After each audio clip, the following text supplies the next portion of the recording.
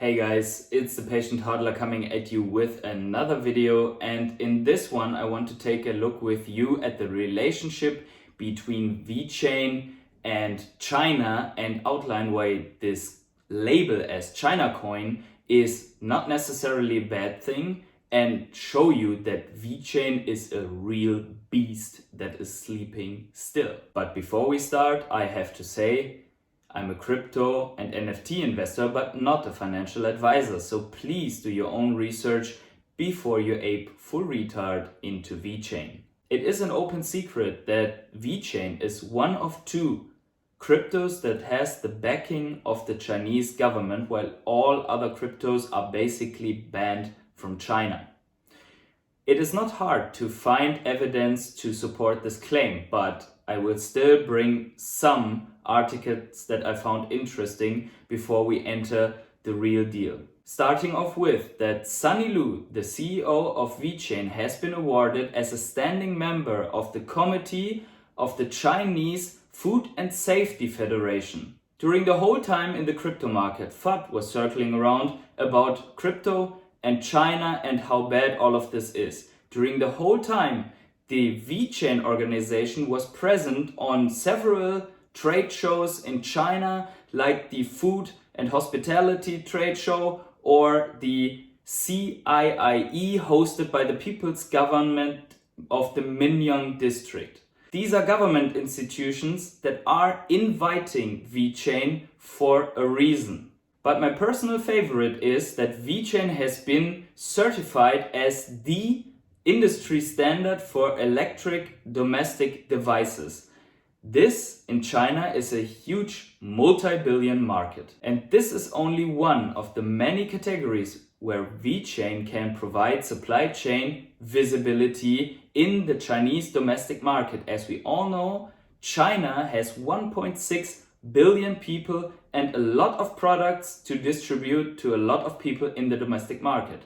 But it doesn't stop here, because how is China placed in the world economics? China is the producer for Europe, for other Asian countries, for the United States as well. If you look at this list here, we have the importations of countries in billions from China. And as we can see, this list is led by Japan, South Korea, but we also find the United States, Germany, and Brazil in this list. So this is a multi-trillion dollar market, and it's growing. This market is growing, the Chinese domestic market is growing, and Vechain is playing and powering supply chain visibility for both. As I have mentioned in one of my previous videos, showing that wine producers are importing and doing anti-counterfeit measures on Vechain. So we have domestic market, exportation, huge exportation, and import market. But there is more. As these all grow and are getting more complex, and China is delivering more and more parts that are being used, for example, in the automobile sector in Germany, the supply chain visibility, knowing which item was loaded, unloaded, where, how long it stayed, when it will arrive. Considering all of this, we have a very important supplier that is, like in the ancient times, spreading out a Silk Road to a lot of those countries. This important supplier is going to use Vechain for a lot of processes, as the official certificates show and as the involvement shows. But here's more. Recently, the Chinese government also has shown that they have more and more a focus on sustainability, green politics and industry, at least to the outside. Vechain did not hesitate and hired the former blockchain tech CTO from Deloitte for sustainability goals. And by that, Vechain is making a big move towards innovations that we are expecting from them, like carbon emission system for the Chinese government, like tracking and traceability of the carbon output of special parts that are being used in the manufacturing of other parts. For example, we have also heard about aluminum producers that are exactly displaying where these parts are from, how much carbon emissions have been created during the production process, so that when you in the end get the end product, you can still see the carbon footprint of this end product. So we don't have solely the supply chain, we have many layers with the Chinese involved that are based on Vechain and that need Vechain to build a proper solution that works for millions and billions of people. And this is in fact not one but many multi-trillion industries where Vechain has one foot in the door and no real competitor inside.